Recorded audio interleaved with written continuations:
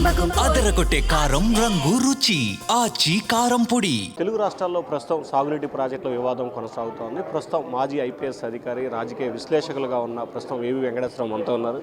సరేంటి అసలు ఈ సాగునీటి ప్రాజెక్టుల విషయం రెండు రాష్ట్రాలు విడిపోయి 10 సంవత్సరాల పై గడుస్తుంది. ఇంకా తెలంగాణ నీటి కోసం ఎందుకు వివాదాలు చేస్తూ ఉంది?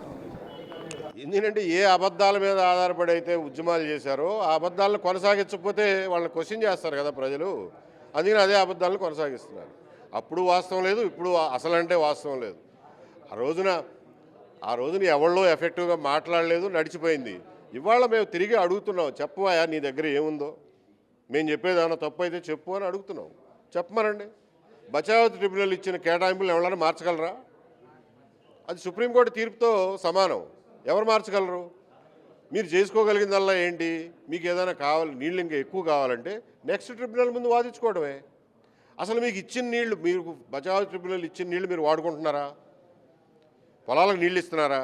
ఆ 299 టీఎంసీలు వాడుతున్నారా? 32 లక్షల ఎకరాలకు ఇస్తామన్నారు. ఎన్ని ఎకరాలకు ఇస్తున్నారు కృష్ణానది కింద?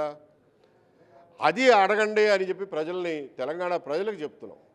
ఈ నాయకులకు చెప్పి ఉపయోగం లేదు. ఎందుకంటే ఒకసారి అబద్ధం చెప్పినాక దాని మీద కంటిన్యూ అవుతారు వాళ్ళు.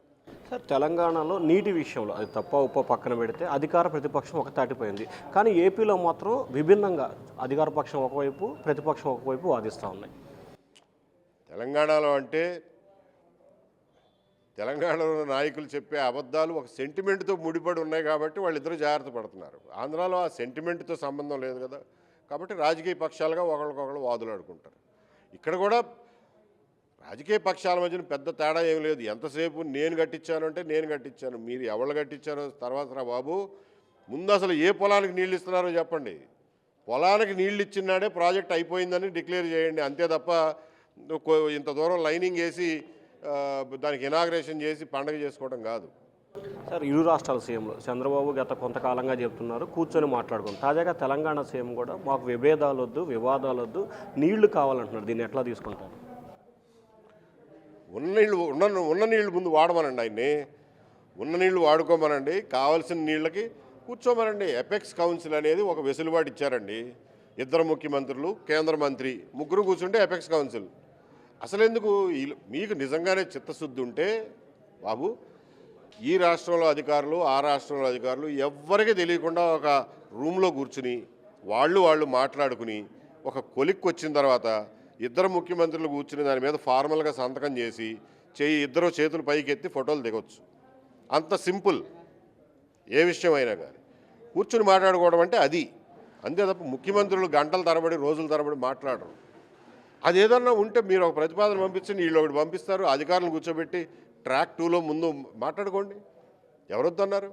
కాకపోతే మీరు ప్రతిపాదన పంపేటప్పుడు కానీ ఎప్పుడు కానీ ప్రజలకు తెలియజేయండి, ప్రజల్లో చర్చకు పెట్టండి. అంతేగాని సీక్రెట్గా ఏమి చేయమాకండి. ఎందుకంటే దాన్ని మళ్ళీ అక్కడ ప్రతిపక్షం ఒప్పుకోదు, ఇక్కడ ప్రతిపక్షం ఒప్పుకోదు. కాబట్టి ప్రజల్లో పెట్టి ప్రజల వరకు ఒక కాన్సెన్సస్ తీసుకొచ్చి, బాబు వాళ్ళు ఇది అడుగుతున్నారు, మనం ఇంతవరకు ఇద్దాం, దానికి బదులుగా మనం ఇది అడుగుదాం అని చెప్పి 2 రాష్ట్రాల్లోనూ మేధావర్గాల్ని, ప్రజా సంఘాలని, అన్ని రాజకీయ పక్షాలని కూర్చోబెట్టి చర్చించండి. మీరు ఒక కాన్సెన్సస్ రండి, దాన్ని ప్రపోజల్గా పెట్టండి. యువతరాలు కూడా వాళ్ళ ప్రపోజల్స్తో వస్తారు. అది పద్ధతి. నిజంగా దాని ప్రాబ్లంను సాల్వ్ చేయాలంటే పద్ధతి అదండి. లేదు రాజకీయంగా లబ్ధి పొందుదామంటే పద్ధతి ఇది. మీరు చేసుకోండి రాజకీయాలు. మీకు ఇంతకంటే ఎక్కువ బెటర్ రాజకీయాలు చేయడం మీకు రావని మాకు తెలుసు. కానీ ప్రజలుగా మనం ఆవేశపడొద్దు అని చెప్పి నేను చెప్తున్నాను. సార్, ఇటీవల జగన్ అమరావతిపై మరోసారి కీలకమైన వ్యాఖ్యలు చేశారు. రాజధాని రివర్స్ బేస్లో నిర్మిస్తున్నారు, దీంట్లో సుప్రీంకోర్టు జోక్యం చేసుకోవాలంటున్నారు. చెప్తున్నా కదా, పిచ్చి కొంచెం పెరిగింది. రివర్ బేసిన్ అంటే ఏంటి? తెలిసి మాట్లాడుతున్నాడు, తెలియక మాట్లాడుతున్నాడు. ఆయన రివర్ బెడ్ అనబోయాడో ఏమైందో. అది రివర్ బెడ్ కూడా కాదు, దానికి ఆల్రెడీ పర్యావరణ అనుమతులు వచ్చినాయి.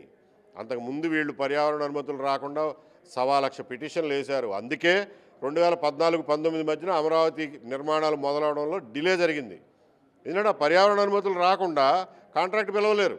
కాంట్రాక్ట్ పిలవకుండా పని ఎట్ట చేస్తారు? దానికి కావలసినంత మేర కాలు అడ్డం పెట్టి సుప్రీంకోర్టు దాకా కేసులు వేయించి, ఇప్పుడు విజయవాడలో ఒక ఆయన ఉండేవాడు, ఆయన పేరేంటి, ఒక పెద్ద ఆయన పంచకట్టుకుని ఉండేవాడు. ఆయన పాయకాపురంలో చిన్న అపార్ట్మెంట్లో ఉండేవాడు. ఆయనతో సుప్రీంకోర్టులో కేసులు వేయించి రోజుకి 20 లక్షలు వసూలు చేసే లాయర్లను పెట్టారు. అట్లాగే బొలిశెట్టి సత్యనారాయణ గారిని ఇంకొక ఆయనతో కేసులు వేయించారు. కేసులు వేసి 3 ఏళ్ళు సాగదీశారు.